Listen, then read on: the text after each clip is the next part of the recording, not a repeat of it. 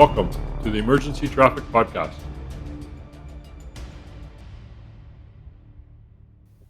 Hello and welcome back to the Emergency Traffic Podcast, where we talk about firefighter and paramedic line of duty deaths to learn from these tragic events and potentially prevent them from happening in the future. Today, I'm Paul, and today I'm joined by my co-hosts, Doug and Denis. Dirk is not with us this week. He was away at a training conference in Seattle. Hello, guys. How's it going today? Hey, Paul. Hello. Good. This is Denny. How are you? Good. I'm well. We got a little snow here. You're talking about nice weather there, and we're in the little my bit God, of I snow. thought it was June. Yeah, nice. You know, a really nice day comes along, and I'm committed to doing things in my office here. But I did manage to escape for a couple hours and do a thing or two around the yard. So that was a good thing. Good. And you got out on your motorcycle, you said. Well, yeah, last Friday I went down to see a client and talk about some business, and took advantage of driving my 41-year-old motorcycle and enjoyed my day thoroughly. Didn't want to come home. Nice. Well, I got hungry, so I came home. There you go. Good. Just like a cat. He always comes back.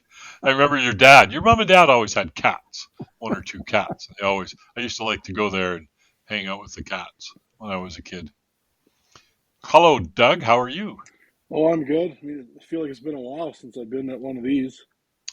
It has been. I'd have to look on the list. We did a long summer hiatus, but I missed a couple there, either before or after or whatever. But nice to be back.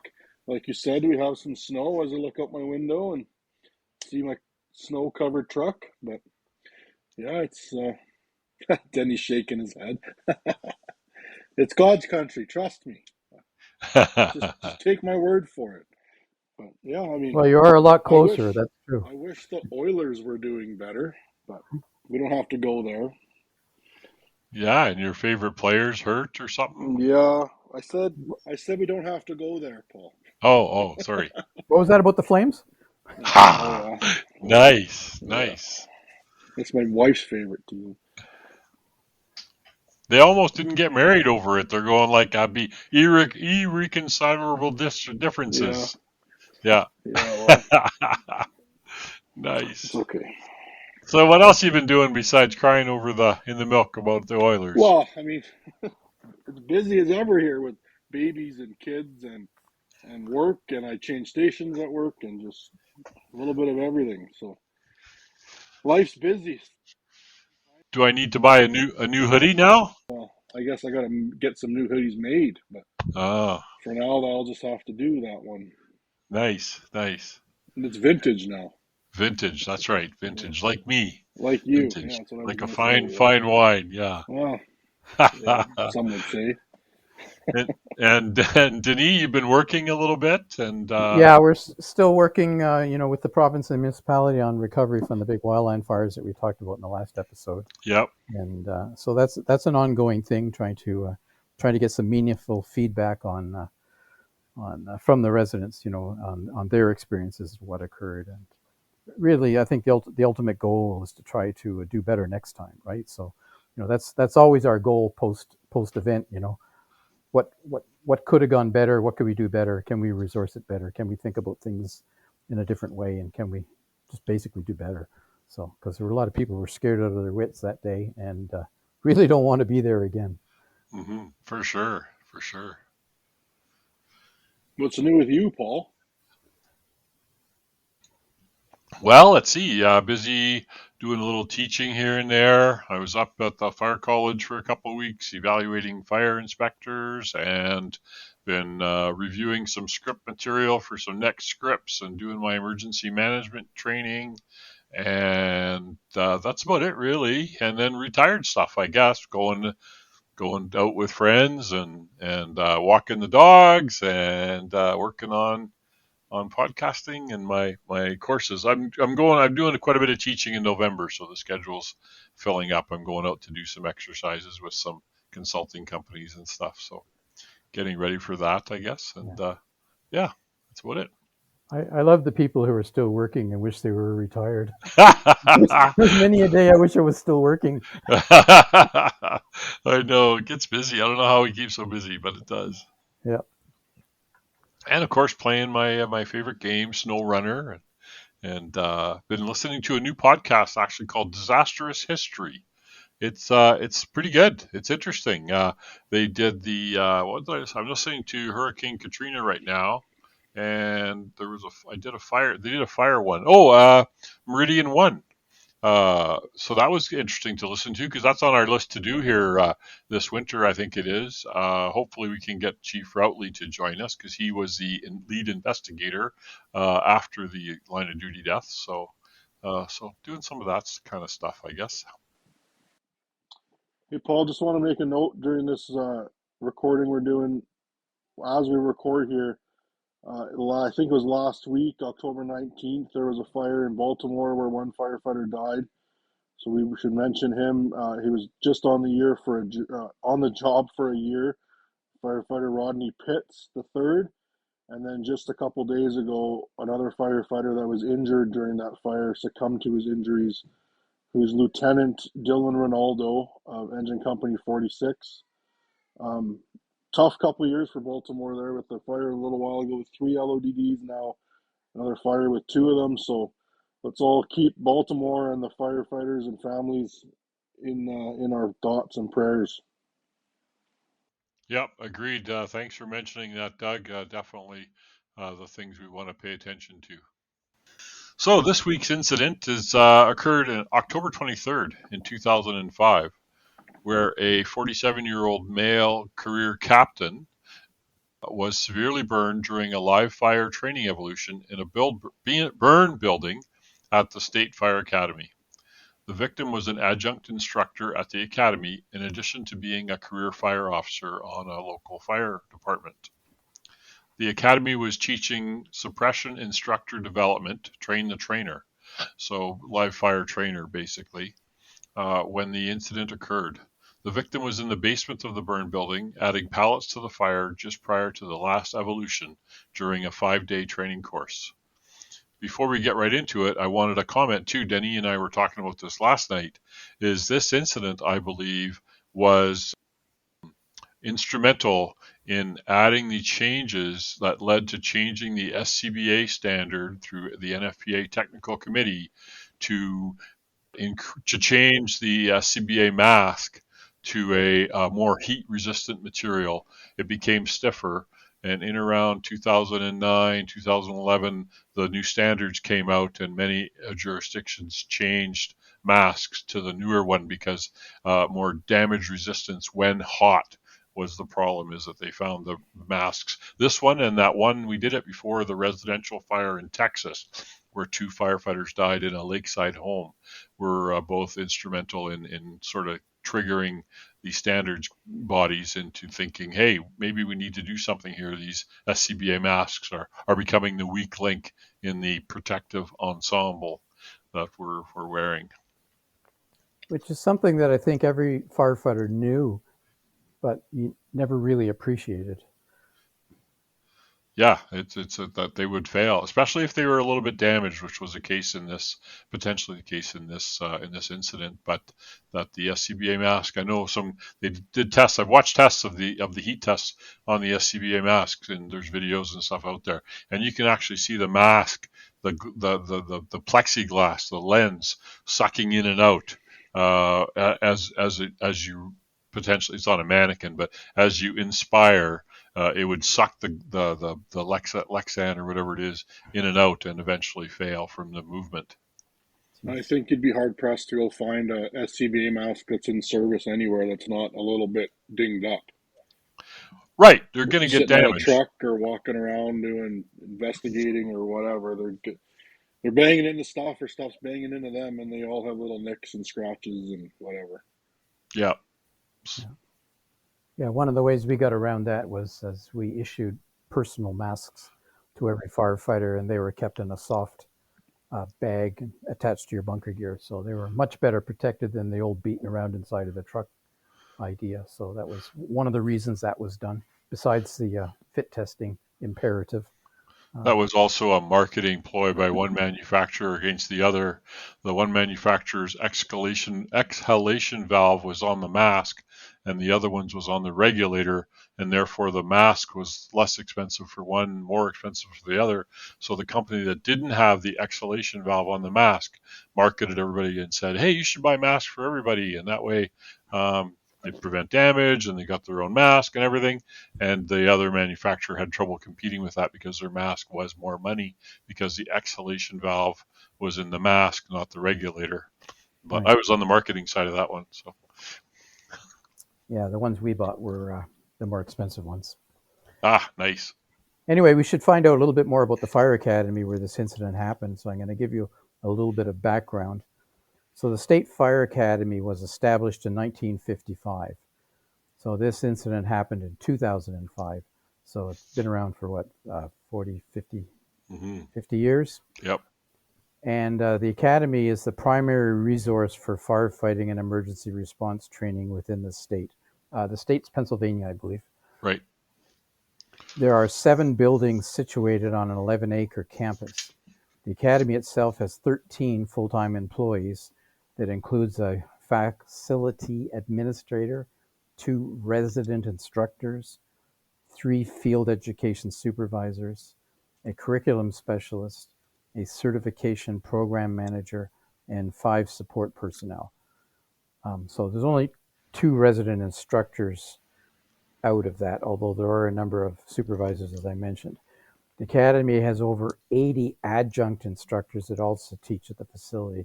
So these would be instructors that belong to probably fire departments and, basically part-time instruct. The Academy teaches about 40 classes per year with outside hands-on training that occurs in the months April through to November. In addition to training programs conducted on site, the State Fire Academy is also responsible for delivering special curriculum locally to emergency service organizations, in other words, basically fire departments. The 3 field education supervisors manage a statewide local level training program. So it's a traveling educational program. And that program delivers over 3,000 programs across the state. So that would be 3,000 locally delivered training programs, probably in the evenings or on the weekends. And the majority of the programs were conducted at local fire departments. The Academy also administers the State Fire Service Certification Program, and they have certified over 6,000 emergency responders. I don't think we have any information, Paul, on what the state certification program is based on, and I'm No, I not didn't sure it's look any of relevant that up. anyways, right? I didn't look any of that up, but it's always interesting to know what the minimums are, as you compare it to your own jurisdiction. Yeah, and how it compares with NFP 1001, for Hmm. instance. The Academy was teaching a suppression instructor development course, basically, like Paul said, a train the trainer course, when the incident occurred. This particular course was a 40-hour class designed to develop and evaluate the instruction skills, of the students, and they were called instructor candidates, is what the students were called. The course graduates will become then state certified as fire suppression instructors. The course has 16 evaluations, 16 evolutions, and the fatal event occurred during the last evolution of the 5-day course. So there are 16 evolutions that each student would participate in, and this fatal event occurred during the last evolution of the 5-day course. So in other words, pretty much on the last day. The course had 1 resident instructor, 9 adjunct instructors, a field supervisor, not sure what the duties of that person were, a curriculum specialist, and 16 students. So student makeup included a mix of career and volunteer firefighters from throughout the state. Sounds like a 1403 course that I took a few years ago in Parkland County when you did a 40-hour course on how to do live fire, and we did evolutions and that kind of stuff. Sounds very, very similar to that. I know I was encouraging our local college to look at hosting 1403 training recently. The actual burn building itself was a 2.5-story residential non-gas fired burn building that was used in structural firefighting training at the academy. It was built in 1993. completely renovated in 2000 to 2001 over the winter. The building foundation is approximately 36 feet by 26 feet, 30 feet to the roof line. The burn building has 4 training levels: a basement, the first floor, second floor, and the attic area. The building has 1 internal stairwell with an additional stairwell from the basement to the exterior. The delta side of the structure includes a simulated attached garage that's also used as a storage area. The building has a slightly pitched, flat concrete roof. The building is constructed of concrete cinder block with high temperature lining the fire brick in the basement burn room. So the only burn room was in the basement. So that term that you use there to describe the building, the non-gas fired, that comes from NFPA 1403, for those who are wondering where that term comes from. And the NFPA 1403 is the live fire training exercise standard. So it seems like an odd term, but that's where it comes from. Yeah, because you have the difference between the more modern or currently trendy gas-fired burn buildings, such as many large apartments have, versus the non-gas-fired where you're burning pallets and straw or other similar combustibles. We Right. could have a whole other episode on the debate of how realistic is straw and pallets compared to a fire that you encounter today in a home, which of course the pallets and straw are have nowhere near the heat release rate and the reactivity that modern furniture does. Right. So during the 80s and 90s, we used to do most of our training in buildings, burn buildings that used Class A burn materials, basically, and that's what we did. But oddly enough, in the 70s and early 80s, our burn buildings that we used to go to used Class B materials, and we would burn Yes. flammable liquids, gasoline, diesel, which basically doesn't behave at all like a Class A material or structure, and we used to train in that. So things have moved along over the years. Yeah, the Class B fuel, though, would be much more realistic to what you're encountering in the modern home today, because all these plastics are very combustible like a Class B. Unfortunately, though, there was many accidents using Class B fuels, and therefore they didn't want you to do live fire with them anymore. But I remember when I was starting out early, and we always used a bit of Class B fuel to get things going and make it smoky kind of thing. But I could tell you some stories. I'm sure you could. There's a lot of stories like that around. Was it? There was a city on the border of Saskatchewan and Alberta that's actually on the border, and they put a bunch of combustible liquids in a house they were going to burn down, and there was a delay in getting started. Um, I know where and this is going. during the delay in getting started because they weren't ready, whatever. Anyway, eventually they did go and throw a match on the fire, and the building blew up because all the vapors were now vaporized, and it was a very flammable mixture. Just needed the spark. Anyway, back to the building, and maybe we'll do up. I'll do. Maybe we should do a tailboard on training events. The doors are steel, and the window openings include steel shutters that can be opened or closed to vary the interior conditions during the live burns. Burn rooms are located in the basement and on the second floor. The incident occurred in the basement burn room. The basement can be accessed from an interior stairway and another stairway that leads to the exterior. The basement burn room has only one means of entry or exit. Fires are only set with wooden pallets and Excelsior, which is a wooden packing material similar to straw. So just I actually went to the diagram of the NIOSH report because I wasn't getting a good clean picture of this building. But the diagram shows that when you're looking at the A side of this building, the building is over 30 feet wide, but it is actually not very deep. It's only one room deep. And as you're looking at the building, the room in the basement where they used as their burn room was actually in the middle of the building, but below grade. And so to access that burn room, you had to come down a stair that was in the AB corner. And then you walked along a hallway that was along the C side, in other words, at the back of the building. And then you entered into the burn room which was on the A side. So you walk down this hallway and you turn through a doorway into the burn room.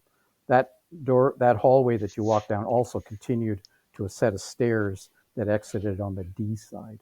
So this incident, where it actually occurred in the burn room, was actually on the A side, but the access to it was from the D side.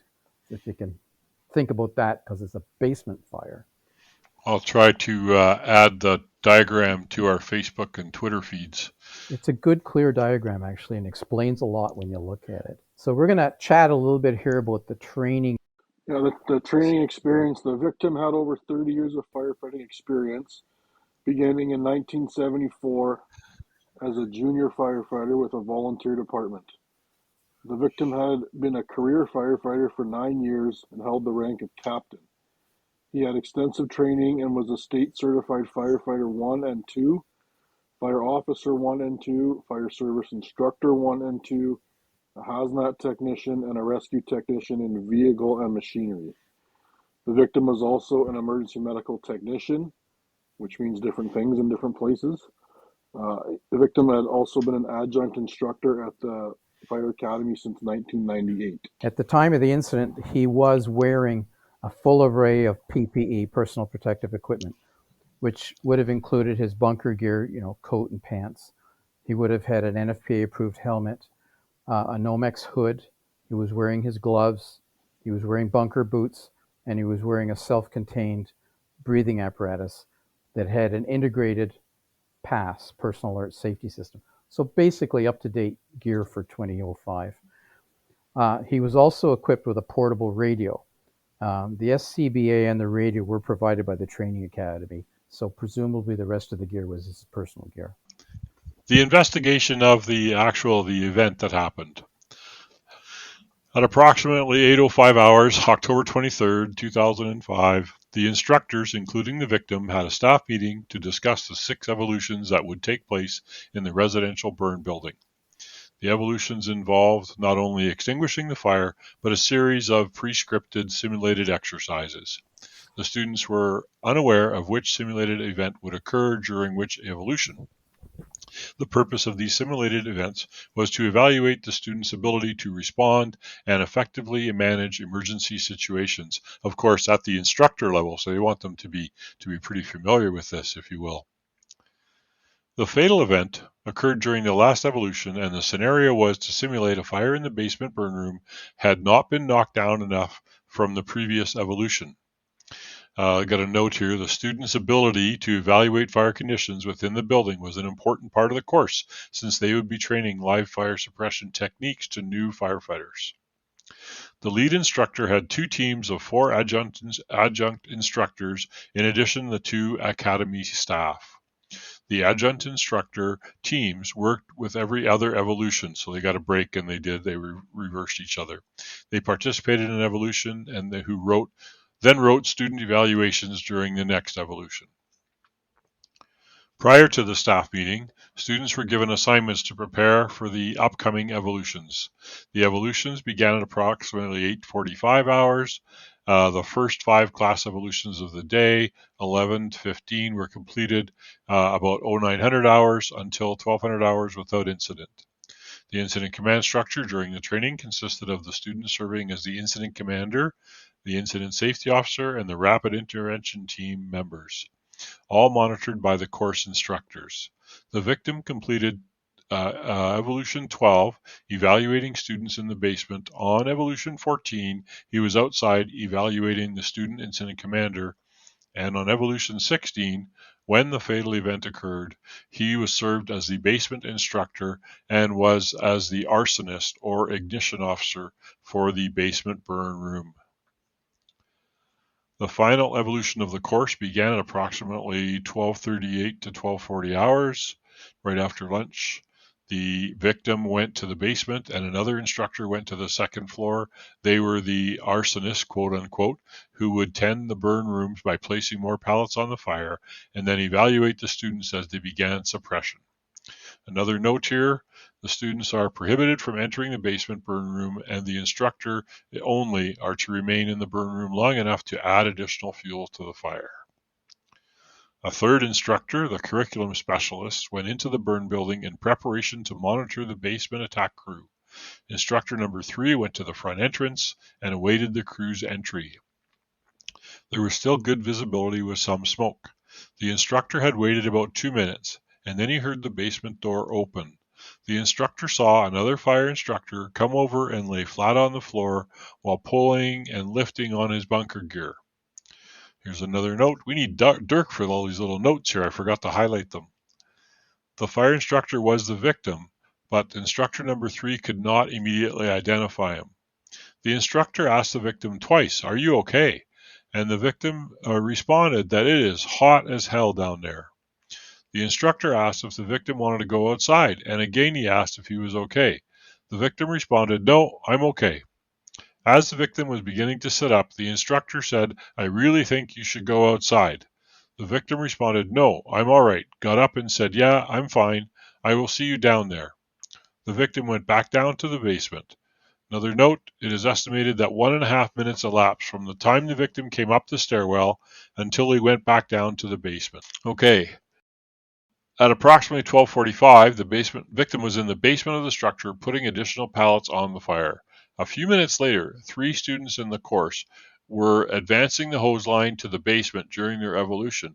They encountered low visibility and moderate heat at the base of the basement stairwell. As they approached the burn room, they could hear a person moaning. They found the victim struggling on the floor in the right corner of the burn room. According to interviews and witness statements, the firefighters did not report hearing the victim's pass device. The pass device may not have activated because the victim was still moving. Immediately after the incident, the pass device began sounding, but could not be deactivated due to heat damage. The pass device was still sounded weakly 2 days later, according to NIOSH investigation. They were surprised to find the victim in this location. Initially, there was confusion as to whether this was part of the training scenario or a real event. Some students thought the final scenario would be a grand finale. One of the students radioed, "Mayday, mayday, mayday, firefighter down." The incident commander immediately deployed the RIT team, and the students in the basement immediately carried the victim up to the Delta side stairwell and outside where emergency medical care was administered. An ambulance staffed by 2 EMTs was already on scene for the training. Additionally, an adjunct instructor and a student in the class were paramedics. After the last evolution started, the lead instructor and 4 of the adjunct instructors went to the instructor's room in an adjacent building to discuss the final student evaluations. They heard the radio transmissions that were not part of the training scenario and immediately went to investigate. They saw the victim being carried up the basement stairs at 12:53.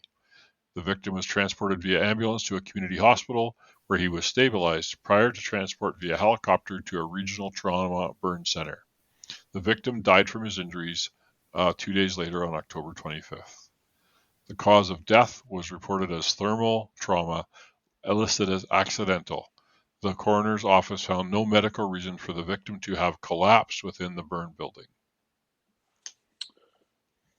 So the NPPTL, I don't know what that is, National Personal Protective Technology Laboratory, and the NIST investigation. So based on the NPPTL respirator investigation report and the fire experiments conducted by the National Institute of Standards and Technology, or NIST, Fire Rescue Division, it is hypothesized. Man, there's a lot of big words here. Hey, this is for firefighters, Paul. You gotta make smaller words. You Hypothesized got the big words there, Doug. that excessive heat in Should the have gave burn that room to the caused a chiefs. catastrophic failure of the victim's SCBA facepiece lens. This failure was a result of the heat conditions within the burn room and not a problem with the facepiece's manufacturer. Any SCBA facepiece exposed to these conditions probably would have failed. The failure occurred as the victim was carrying pallets in the burn room to add to the existing fire. The victim dropped the pallets and fell forward. See, there's a diagram and a photo that Paul can add to our social media. The victim then struggled on the ground and crawled towards the exit. The NPPTL report indicated that many components of the victim's SCBA had suffered severe damage from heat exposure. The lens is molded from polycarbonate plastic, which has a transition temperature in the range of 145 to 150 degrees Celsius or 293 to 302 degrees Fahrenheit. The transition temperature is the point the material changes from a rigid state to a soft, rubbery state. At even higher temperatures, the plastic begins to melt. The lens material of the victim's facepiece appears to have reached temperatures possibly higher than 300 degrees Fahrenheit. This is supported by the charring of the voice emitter tubes, which are made of neoprene rubber, which begin to decompose at about 342 Celsius or 647 Fahrenheit. The polycarbonate buttons on the two upper head harness attachment points were covered by the protective hood as were portions of the lens. These components appear to have been heated well in excess of the glass transition temperature, but did not reach melting temperature. Those who are familiar with different types of SCBA recognize that this is a description for a Scott face mask. But I think it says in there that, really all air pack masks, it's not a Scott issue. It's an issue with all masks potentially. And like Paul was saying, this is why the standards were changed. Different performance levels were introduced. But I would suggest that your SCBA mask is always going to be the weak point in your gear. Especially if you fall on it or potentially damage it when you pass out because you were overheated or something like that. Yeah. Doug, you had a similar issue to this once in a training thing. There was no injuries or anything, but there was some equipment damage, right? You and some other guys were attending a burn room Yeah, I think, and maybe in there a lot, and you had yeah, some melted yeah. helmet visors I or remember something. what you're talking about. Yeah, the Borks, Now I remember it clicked. whatever you call it, flip down things, which are not NFP rated, Bork's visor. kind of melted. I can't remember if on somebody Bork else's helmet shields. they had an actual face shield that melted or not, but I know mine was just the Borks. But yeah, we were like this, the instructors of the burning, and in the burn room for most of the day. And I don't know if it. I mean, I don't think it got to super hot degrees in there. We were all fine. Just our plastic started to droop a little bit. So there's a number of recommendations that arose from the investigation into this incident. And recommendation number one reads as follows: fire departments and training academies should ensure that 2 training officers are present with a charged hose line during the ignition or refueling of a training fire. And that is in accordance with requirements at NFPA 1401, which is your standard for live fire training. 1403. Yeah, 1403. What did I say? One. Something different. My apologies. 1403. So live fire training evolutions really should be conducted in accordance with 1403. 1403 has quite a number of stipulations on verifying that the facility itself is safe, as well as a discussion on some of the procedures. But not everything needed for a training facility is in 1403. There are other standards that address training facilities specifically also. There was a recent article, sorry to interrupt, Denny, in the States, I think it was Pennsylvania, I'm going to go look for it, where the state was now, due to an injury to a minor during fire training, that any fire training live fire training involving minors, they had to have 1403 competent or certified instructors on scene. I have to find that now. Right. And so 1403 also goes into a fair amount of detail about how to set fires, how to maintain the fires, and how to verify that this type of an incident is less likely to happen. Yeah, recommendation number 2: fire departments and training academies should determine the minimum amount of flame heat and/or smoke required during live fire evolutions to perform the training while ensuring firefighter safety. So it doesn't all have to be a third alarm fire. You can get the same training with a more manageable, not as hot, burning all. Because you got to remember too, lots of times you're doing these things, you're doing multiple things a day in a day. You're not doing one fire. So it could compound on, especially on the gear. It can get a little weaker as you go on through the day. And I think, I mean, I'm guilty of it too. As students are in the course doing more and more runs, I think it's just kind of human nature that, like, okay, well, you did good on that one. Let's make the next one a little bigger, a little more complex. And it can, I guess, be a recipe for something going wrong here. But also the nature, Doug, of a non-gas fired training facility is this: if it's Yeah. gas fired, you do your evolution, you shut the fire off. If you're burning Class A materials like pallets and Excelsior in this case, or straw, we used to burn straw just to generate smoke. Um, if you're burning those materials, you don't just turn that fire off and then turn it back on again. So it tends to continue to burn. So it's continuously, generating heat, generating smoke. And you know yourself that the time period between evolutions, it can be a certain period of time because you may do a hot wash, you may have a discussion, you rotate the students around, you get prepared, maybe pack hose, whatever the case may be, and maybe dump some water in the porta tank if that's what you're using. So there can be a delay between the next evolution, and then somebody goes in and restokes the fire. So the whole time it's heating, it's burning, it's there. Yeah. I mean, oftentimes you tell people, like, don't put the fire all the way out because we need it there to make the next one. So it's always burning a little bit. Yep. In this case, it had been burning for what, 4 or 5 hours. The third recommendation was fire departments and training academies should use the minimum fuel load necessary to conduct live fire training. So exactly what you guys were just saying. The basement burn room was lined with material that retained heat within the room. There was only one doorway to enter the room, and there was no way to release heat built up during live fire evolutions. The basement burn room was also not given sufficient cool down time between evolutions. The minimum fuel load necessary to conduct the training should be used to minimize heat retention within the burn room because it was basically just too hot in there. Yeah, I was thinking about this, Paul, and you had a concrete poured floors, basement, block walls, foundation, all concrete, right? So great heat retention. People building, environmentally sound houses, they put in masses of concrete because it holds the heat. And then they have this material they put over on the walls to protect the concrete from the fires. And I know the original burn buildings we used to work with, it was all bare concrete, Mm-hmm. and it just beat the hell out of the concrete, right? So they Yep. came up with this. Well, it used to be asbestos, but I don't know what it is now.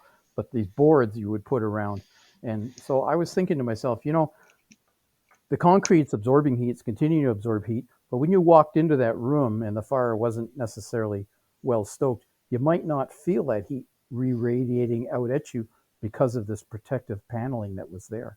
And it isn't until you built that fire up that you would suddenly realize, and very quickly, that it really was very warm in there. And when they talk about, the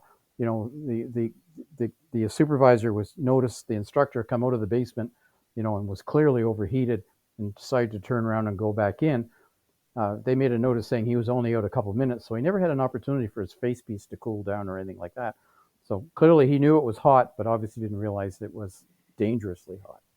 I remember talks and presentations about the heat saturation of turnout gear and how, your turnout gear would get so heat saturated that it couldn't protect you when you went into another hot environment again or experienced a flashover or something like that. If your gear was fresh and just from outside it's already cool, but if your gear's already at a couple hundred degrees and then you get an incident, again, and especially under pressure areas, I used to get it under the straps and stuff like that because that airspace isn't there, right? And you would Right, get burned. So I remember reading about that right, years ago. right. So before we have supper, we pre-boil the kettle so that it takes a lot less time to boil it afterwards when you want to make tea. Same thing. There you go. So recommendation number 4, fire departments and training academies should have a written respiratory protection program and ensure that self-contained breathing apparatus, SCBAs to us folks, that their face pieces are properly inspected, used, and maintained. So this gets back to something we were talking about earlier. So based on witness statements, the SCBA face piece the victim had worn during this training had been heat damaged, and there was damage to the lens, and they had other face pieces from the academy that showed damage that was reportedly typical.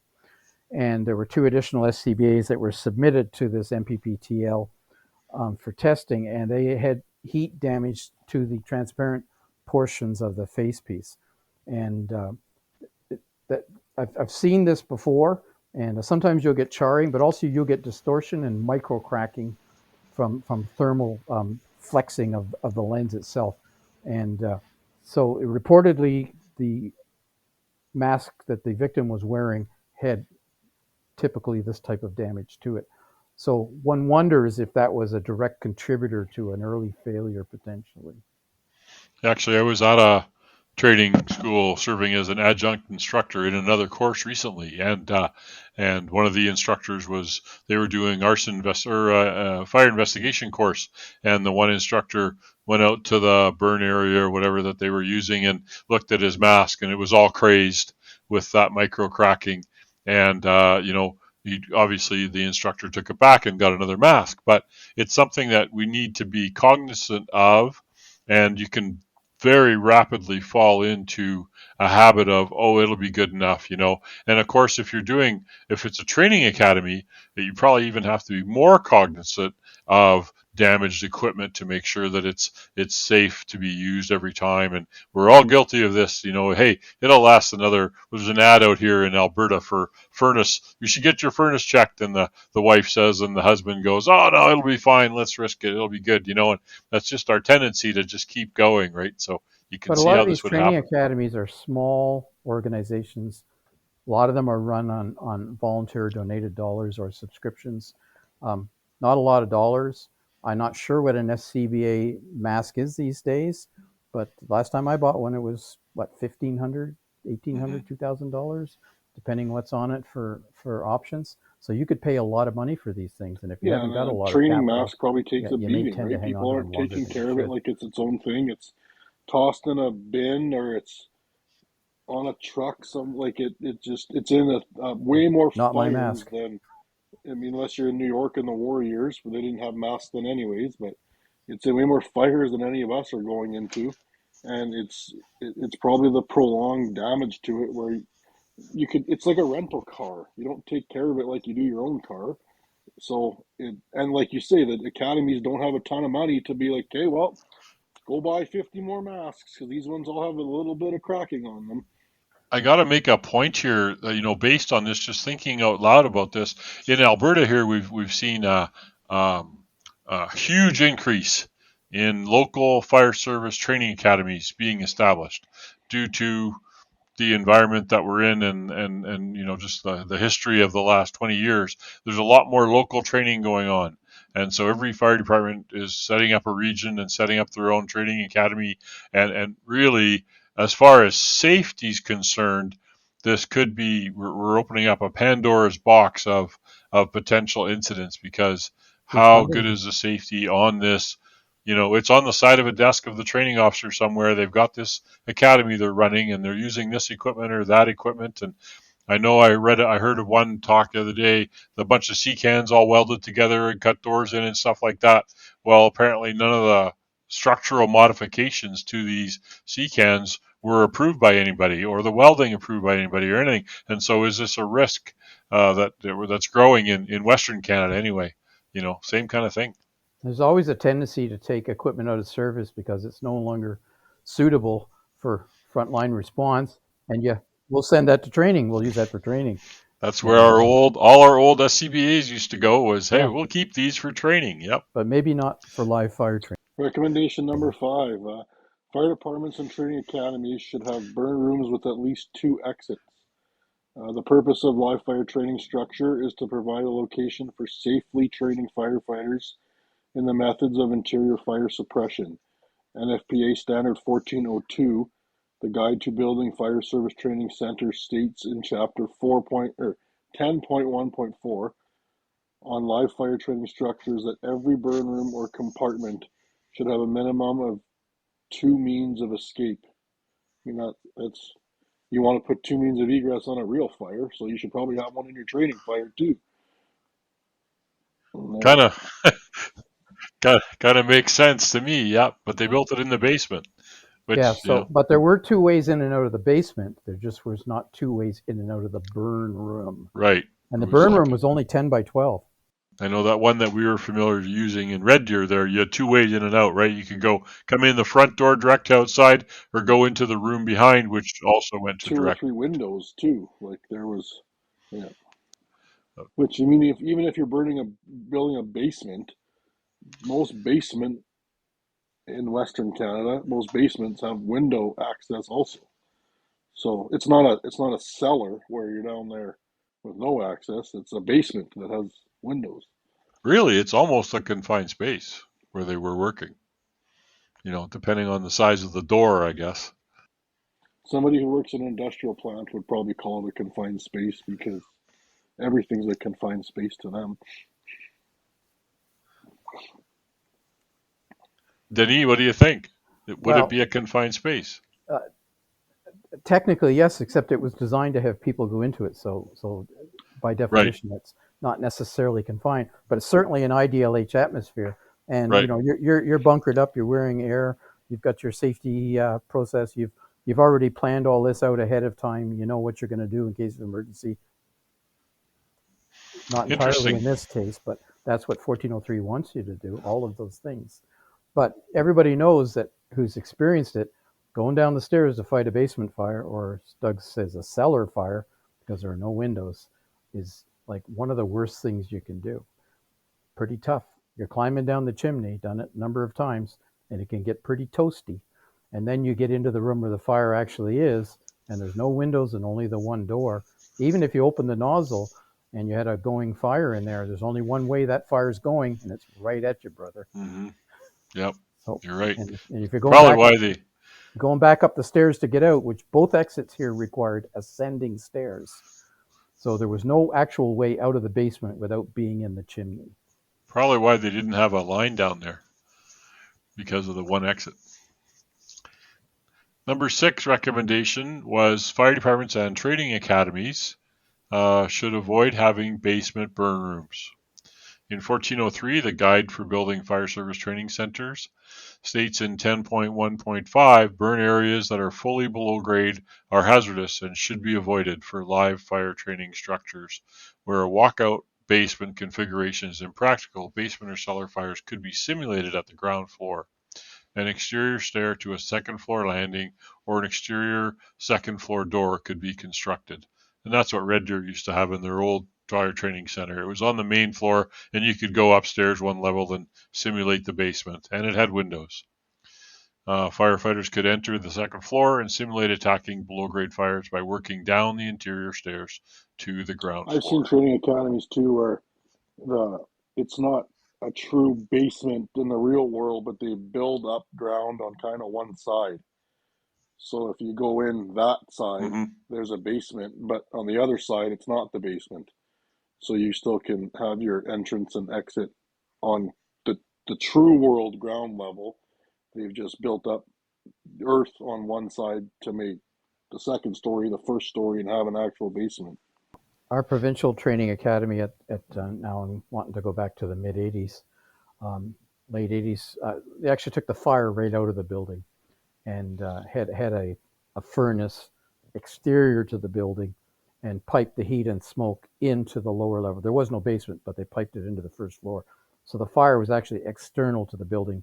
And if you wanted a small fire inside, you would put like an extinguisher pan type size thing Mm-hmm. and have a small, very small fire inside if you actually wanted to extinguish something alive. But essentially, it was all exterior, and you could just damper it off and shut it down from the exterior. So that was didn't give you the true experience of fighting, a room, a light on fire, but gave you the heat and the smoke. Yeah. Again, when you see in the notes here, they talk about, fire departments and training academies. And I think a lot of fire departments that now have built training academies in their areas here in Western Canada don't really realize that they're running a training academy. They're running a school. I remember in one of the jurisdictions I served, Clearwater County, we'd put rooms in the one fire hall that was remote from everywhere else in the Rockies there. We had 5 or 6 bedrooms, and we rented 2 of the bedrooms out to the local ambulance service that was provincially run. And I remember telling the counselors, like, we're running a hotel here. And they all looked at me like I just, had 4 years. And I said, well, no, we are. We have rooms in a building that we're renting. It's a hotel. We need to follow procedures for a hotel. We had to add, deadbolts to doors and stuff like that for security for people, and make sure that people had the exit plan and the rules about, coming and going and all this kind of stuff. And it's the same with a training academy. If we build the training academy and they will come, like the baseball field show, you have to be responsible for all those students. So there is another recommendation, number 7, and it says here that training academies should consider installing instrumentation within their live fire training structures for the purposes of recording information such as the heat of the rooms, the effects of suppression, in other words, seeing the cooling, the curve, and the byproducts of combustion. So in other words, reading as to whether it's safe to be mask on or mask off. So NFPA Standard 1402, which is a guide to building fire service training centers, in Chapter 10 suggests that instrumentation should be installed within the burn structure to monitor temperatures in order to provide information that will help keep the fire within safe parameters, to observe the effects of the suppression, and to record the byproducts of combustion, as we just said. And so clearly these are all indicators as to whether it's safe to be in there or not safe to be in there. One of the most dangerous times is clearly the sole individual instructor going into that building to do what he intends to do. And in the old days when we used to carry a can of gasoline in to light the fire, that's one of the stories I could tell you. But you can get yourself into trouble. And clearly this gentleman got himself into trouble. And you're not necessarily knowing what you're walking into. So that's what the instrumentation is, providing a proper structure that where whoever's controlling the scenario, the person who's in charge of the whole thing, they know that it's safe to be in there. Yeah, exactly. And I remember always anytime people were lighting a pan or lighting a prop or anything like that, we always had a line covering them in case there was a flashback or somebody dribbled some fuel on their pants when they were topping up the gas can or whatever, right? There's just standard procedure to always have a charged line handy there for that. So that makes sense. So the instrumentation, I wonder how many are doing that. I'm curious to know. City here nearby just built a brand new training center. I wonder if they added any of that. Well, Recommendation number 9, training academies should consider having qualified engineers evaluate fuel loads, heat retention, like you talked about, Denny, and the instrumentation and ventilation systems of live fire training facilities. So all good points, and I thought it was just a unique incident to talk about here on the podcast. I have 3 or 4 actually training fatalities or line of duty deaths that I have squirreled away in a file folder that I want to slowly do as we go along because it's a risky area of our practice. But training is a spot that we have all the control. We can set the scenario. It's not an unknown structure fire.